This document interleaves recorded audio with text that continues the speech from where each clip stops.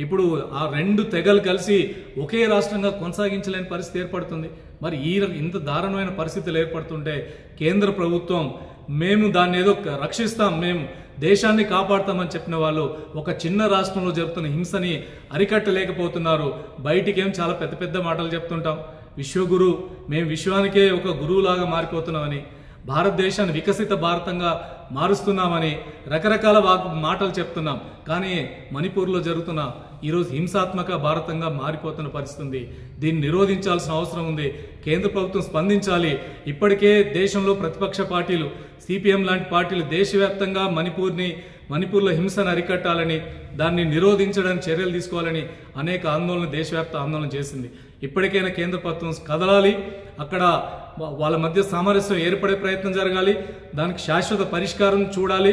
తక్షణమే అక్కడ ముఖ్యమంత్రిని తొలగించి అక్కడ శాంతియుతమైన వాతావరణం ఏర్పడడం కోసం అన్ని రకాల చర్యలు తీసుకోవాల్సినటువంటి అవసరం ఉంది.